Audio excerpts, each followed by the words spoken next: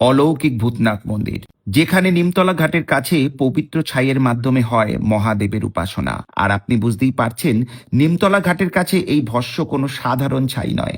আজ থেকে প্রায় ৩০০ বছর আগের কথা। কথিত আছে অঘোরী তান্ত্রিকরা কলকাতার গঙ্গা তীরবর্তী নিমতলা ঘাটের কাছে প্রতিষ্ঠা করেছিলেন এক অলৌকিক মন্দির, যার ইতিহাস শুনলে আপনি চমকে উঠবেন। এখানেই বিরাজ করেন স্বয়ং দেবাদিদেব মহাদেব, যিনি ভক্তদের কাছে বাবা ভূতনাথ নামেও সুপরিচিত। পার্থিব যাত্রা যেখানে শেষ হয়, সেই পবিত্র স্থানের গা ঘেঁষেই তার বাসস্থান। ৩০০ বছরেরও বেশি পুরনো এই মন্দিরে প্রতিদিন সকালে এবং রাত্রে অনুষ্ঠিত হয় এক বিশেষ ক্রিয়া, যা ভস্য আরতি নামে পরিচিত। আর আপনি বুঝতেই পারছেন, নিমতলা ঘাটের কাছে এই ভস্য কোনো সাধারণ ছাই নয়। ভক্তদের বিশ্বাস, এই মন্দিরে মহাদেব অত্যন্ত জাগ্রত। তিনি নিজেই এই স্থানের অধিপতি, যে তাই পবিত্র ছাই মেখে নিমতলার ঘাটের কাছেই তার অবস্থান। ৩০০ বছরের ঐতিহ্য আজও বজায় রয়েছে।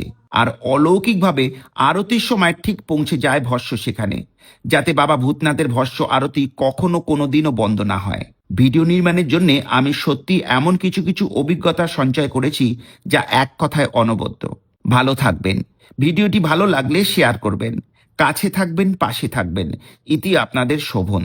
ধন্যবাদ।